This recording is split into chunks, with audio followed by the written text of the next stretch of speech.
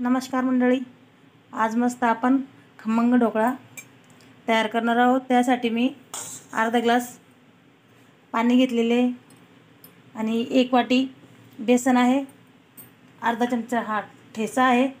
आपल्याला आवडत असलं तर घ्या। मग चला सुरुवात करूया रेसिपीला। सर्वप्रथम पाणी,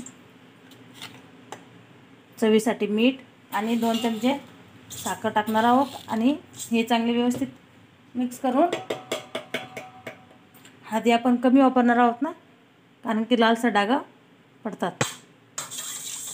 हे व्यवस्थित मिक्स केल्यानंतर बेसन मिक्स करून घेऊया। 1 वाटी बेसन पीठ हे मिक्स करून घेऊया आपण। जसे लागले तसे अजून पाणी टाकून घेणार आहोत ना, बघू शकता। 5 मिनिटात सगळं व्यवस्थित मिक्स झाल्यानंतर आपण जसे लागले तसे पाणी टाकून घेणार आहोत।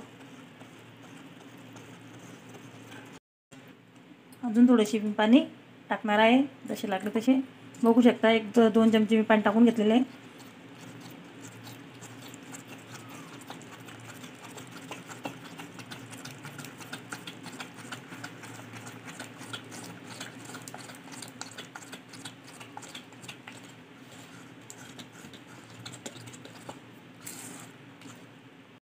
अजून थोडेसे मी चमचाभर पाणी टाकून घेणार आहे, बघू शकता।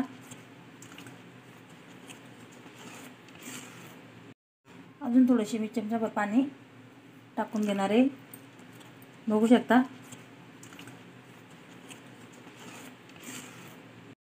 एक चमचा तेल टाकून घेतलेले मी। हे व्यवस्थित मिक्स केल्यानंतर आपण कढईत पाणी ठेवणार आहोत ना वाफेसाठी। या प्रकारे मी सर्व मिक्स करून घेतलेले आहे। आता याला 5 मिनिटं मी झाकून ठेवणार आहे।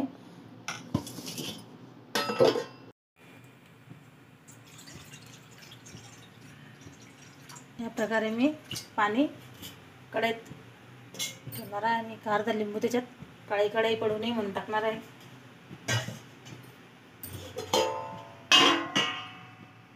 कढईत पाणी उकळत आहे तोपर्यंत आपण डब्याला तेल लावून घेणार आहोत ना, बघू शकता। या प्रकारे व्यवस्थित गोली बाजूला हा एक विनोचं पाकिट आपण त्याच्यात टाकून घेणार आहोत आणि फटाफट आता तयारी करणार आहोत।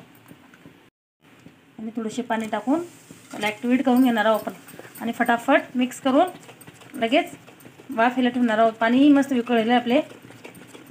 हे व्यवस्थित चाळून घेऊन पीठ घेतलेले मी, बघू शकता किती मस्त फुगून आलेला आहे तो।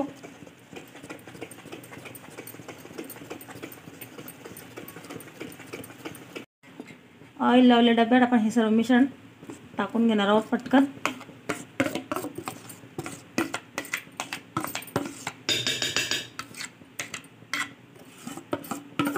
थोडेसे टॅप करून घेऊन लगेच आपण कढईत हा डब्बा, पाणी मस्त उकळले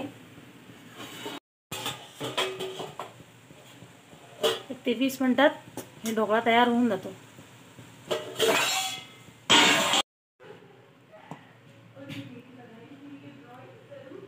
हे काढून बघूया गॅस।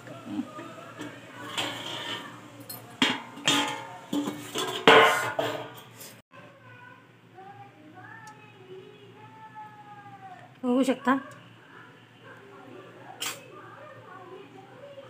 मस्त थंड झाल्यावर याला मस्त आपण फोडणीचे पाणी टाकून घेणार आहोत।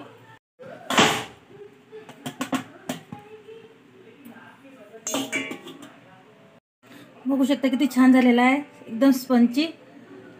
आणि हा घरच्या बेसनाचाच आहे। आपण अशा त्याच्या फोड्या करून घेणार आहोत आणि फोडणीचे पाणी याच्यावर टाकून घेणार आहोत।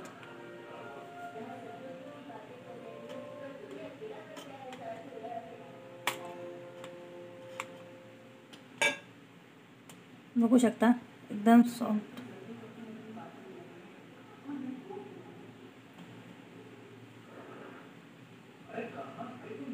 त्याच्यात 1 चमचा तेल, कढीपत्ता, हिरव्या मिरच्या आणि थोडे चिमूटभर आपण मीठ टाकणार आहोत। हे अर्धा ग्लास पाणी टाकलेलं आहे मी आणि आपल्याला आवडते तशी साखर. पाणी मस्त उकळलेले आहे. आता हे ढोकळ्यावर आपण पाणी टाकून घेणार.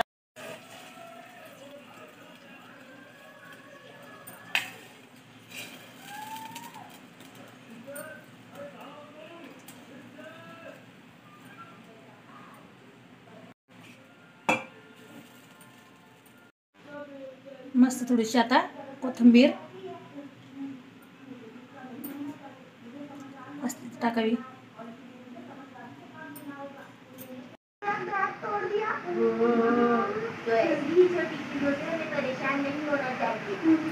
एकदम स्पंची झालेला आहे ढोकळा.